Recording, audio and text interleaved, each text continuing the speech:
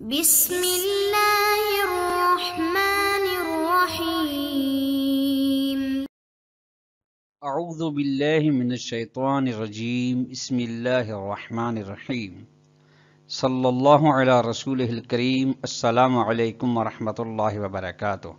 طلاب کرام عزیز، کیسے ہیں؟ امید کرتے ہیں کہ آپ خیر و عافیت سے ہوں گے۔ بدایت المعارف جزء ثانی کا سبق نمبر 38 شروع کر رہے ہیں، جس میں عنوان قرار دیا گیا کتاب کی عبارت الثالث دلیل الوعد سے لے کر الرابع دلیل حب البقاء والخلود تک۔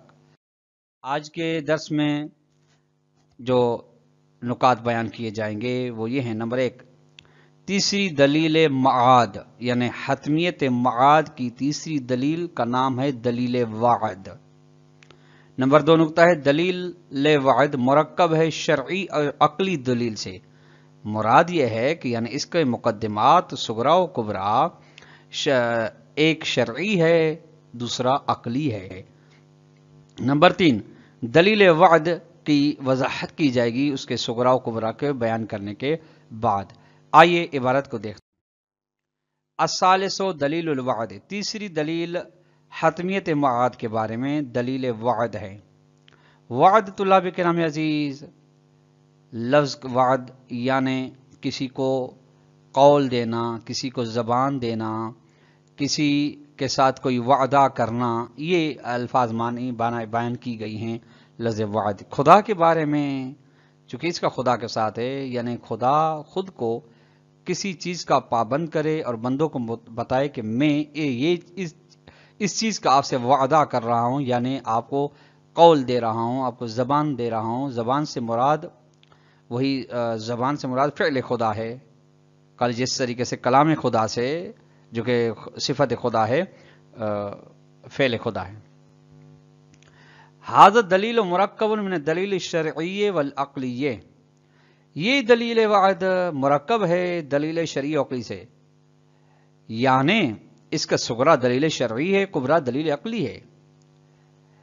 اذ الجزء الاول منہ شرعی، چونکہ اس دلیل کا پہلا جز یعنی صغرا شرعی ہے، اور وہ کون سا ہے؟ وہ الآیات الدالۃ علی الوعد بالثواب والعقاب والجنۃ والنار، وہ آیات ہیں جو دلالت کر رہی ہیں کہ خداوند متعال وعدہ دے رہا ہے ثواب کا، سزا کا۔ خداوند متعال وعدہ دے رہا ہے جنت و جہنم کا۔ منہا، وہ آیات جو اس بات پہ دلالت کر رہی ہیں وعدے کے بارے میں وہ یہ ہیں۔ قولہ تعالی الیہ مرجعکم جمیعا وعد اللہ حقا، اسی کی جانب تم ساروں کی بازگشت ہے، یہی خدا کا وعدہ حق ہے۔ انہ یبدأ الخلق، خدا آغاز کرے گا تخلیق کو، خلق کرنے کو، ثم یعیدہ، پھر اسی کو اپنی اصلیت کی جانب لوٹائے گا، لیجزی الذین آمنوا وعملوا الصالحات بالقسط، تاکہ خداوند تبارک و تعالی ایمان لانے والوں کو اور عمل صالح انجام دینے والوں کو جزا دے انصاف کے ساتھ۔ والذین کفروا لہم شراب من حمیم وعذاب علیم بما کانوا یکفرون ہونا چاہیے کہ اور وہ لوگ جو کافر ہیں ان کے لیے جہنم کے مشروبات ہیں اور عذاب دردناک ہے جنہوں نے کفر اختیار کیا۔ سورہ یاسین کی آیت نمبر 4 ہے۔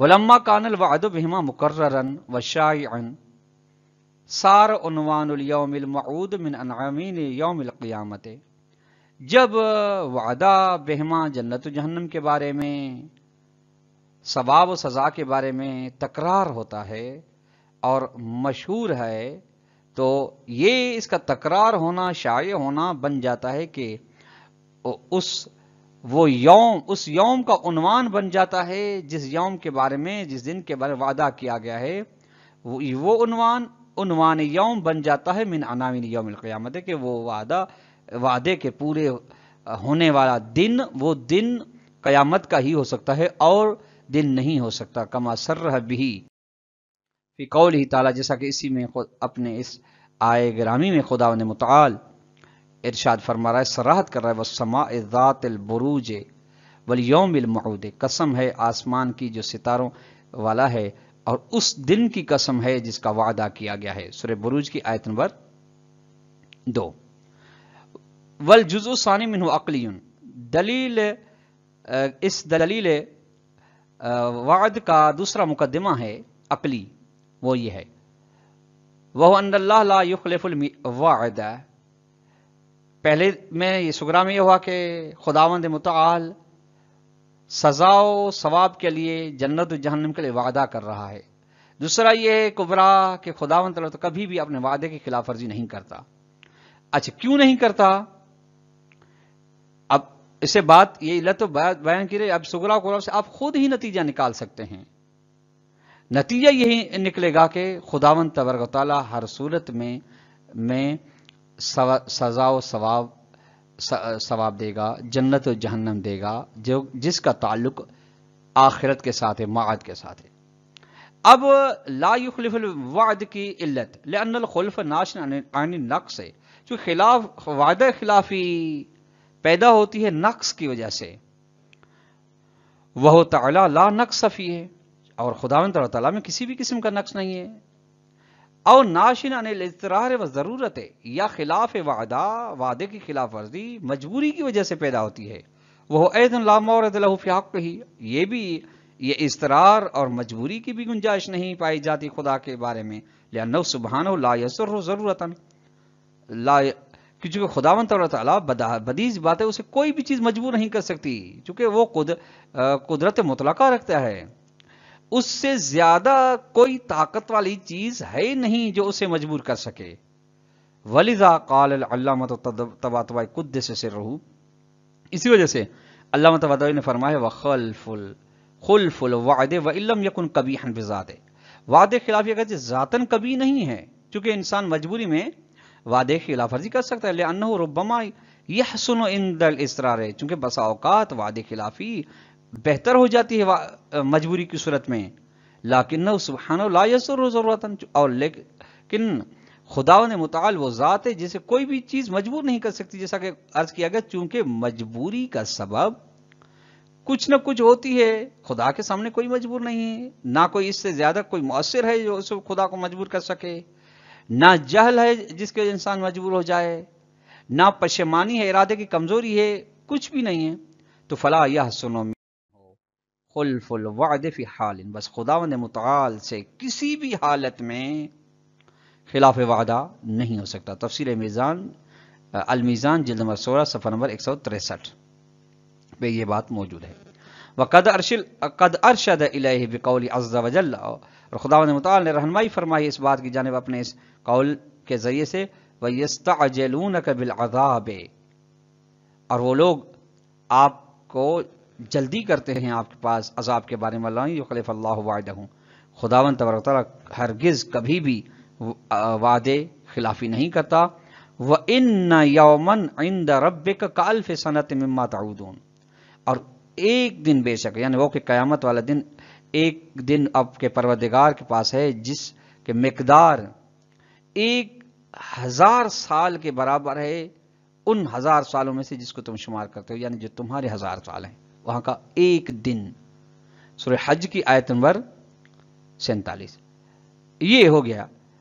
وعلیہ بنا سورۃ القیاس ہاکذا، قیاس سے مراد قیاس منطقی ہے.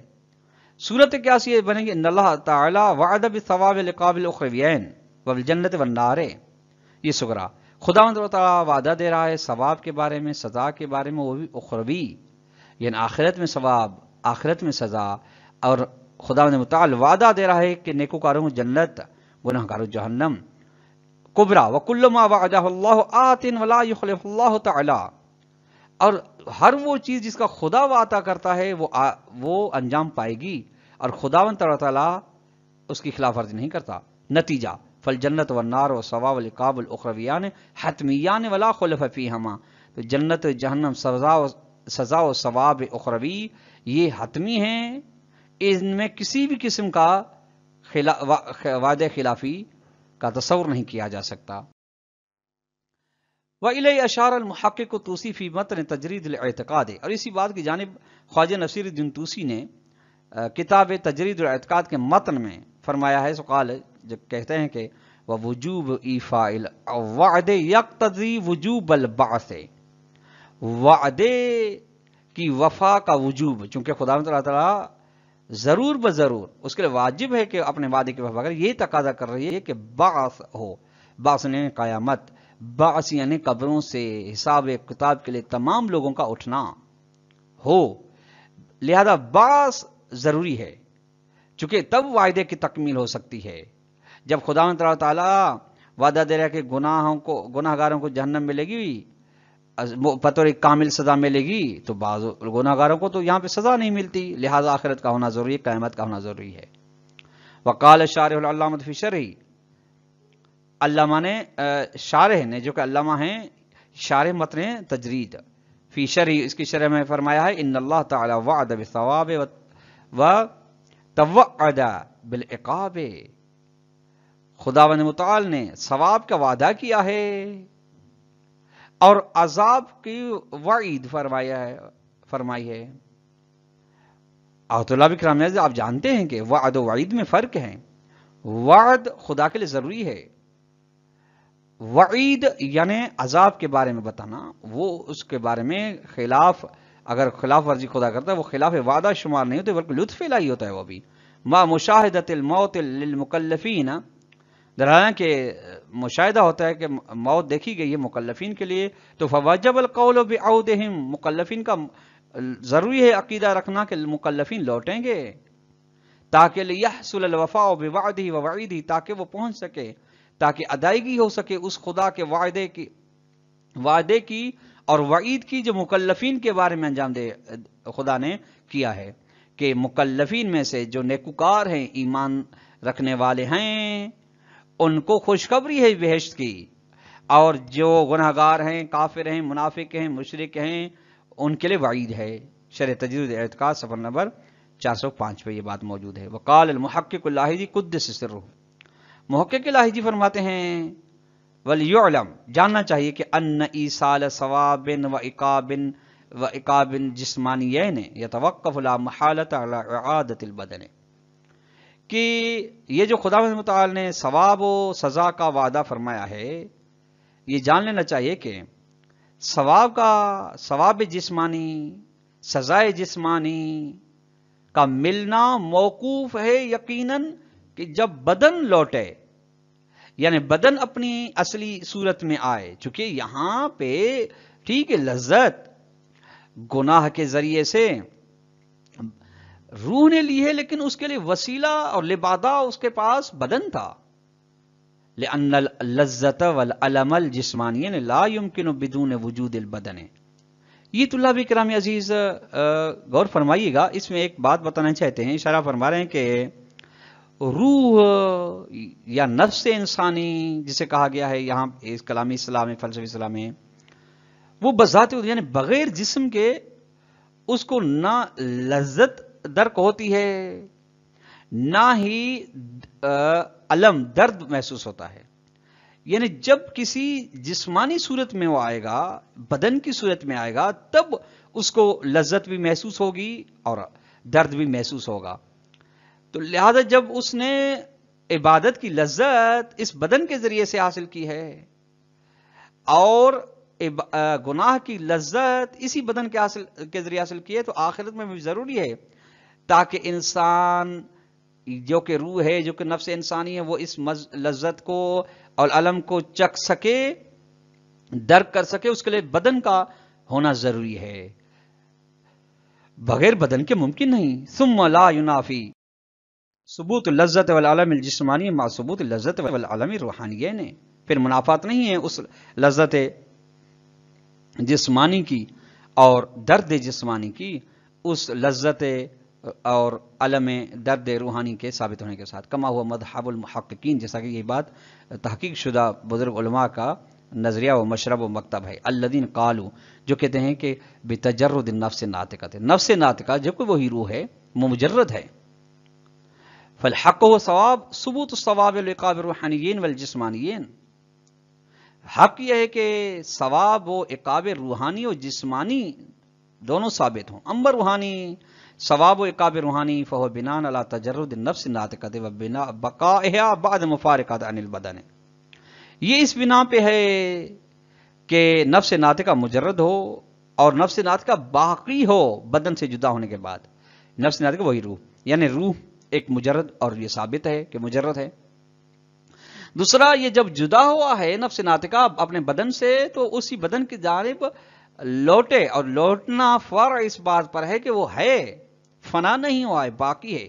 وَالْتِزَازُ بِالْكَمَالَاتِ الْحَاصِلَةِ مِنْ ناحیۃ العلم والعمل، اور اس نفس ناطقہ کا لذت حاصل کرنا ان کمالات کے ذریعے سے جو اس نے حاصل کیے ہیں وہ علم و عمل کے ذریعے سے ہے. وَتَعَلُّمُهُ، اور اس کو درد جو ہے ضد الکمالات مذکورت ہے، جہل کے ذریعے سے ہے، بد عمل کے ذریعے سے اسے درد ہو رہا ہے. وَأَمَّا الْجِسْمَانِي ثواب و عقاب جسمانی فَهُوَ بِنَاءً عَلَى وُجُوبِ الْإِيفَاءِ بِالْوَعْدِ وَالْوَعِيدِ الْمُوجِبَيْنِ لِإِيصَالِ الثواب والعقاب الجسمانیین. جسمانی ثواب، جسمانی سزا اس بات پر موقوف ہے کہ ضروری ہے وعدے کی وفا کرنا، ضروری ہے وعید کی وفا کرنا، جو کہ دونوں سبب بنتے ہیں کہ ثواب پہنچے اور عقاب بے جسمانی پہنچے اس شخص تک جس نے یہ اچھے کام کیے ہیں، اس تک ثواب پہنچے، اور جس نے برے کام کیے ہیں اس تک جسم کے ذریعے سے سزا پہنچے. چونکہ بطور کامل روح جو درک کر سکتی ہے وہ جسم کے ذریعے سے. پھر جسم ہر عالم کے حساب سے اپنے لحاظ سے جسم ہے، جسم کو ہونا ضروری ہے. یہ بات محقق لاہیجی کے سرمایہ ایمان میں صفحہ نمبر 160 پہ. طلاب کرام، آج کا درس اپنے اختتام کو پہنچا. اگر ہم خلاصہ بتانا چاہیں تو خلاصے میں سوال نمبر 1 بنے گا کہ دلیل وعد کا صغرا، کبرا اور نتیجہ یعنی منطقی صورت بیان کریں. نمبر 2 یہ کہ دلیل وعد کے بارے میں خواجہ نصیر الدین طوسی کا نظریہ کیا ہے، اس کو اختصار کے ساتھ بیان کریں. نمبر 3 اور آخری سوال یہ ہوگا کہ محقق لاہیجی نے دلیل وعد کو کس طرح بیان کیا ہے، اس کو بھی اختصار کے ساتھ بیان کریں. والسلام علیکم ورحمۃ اللہ وبرکاتہ.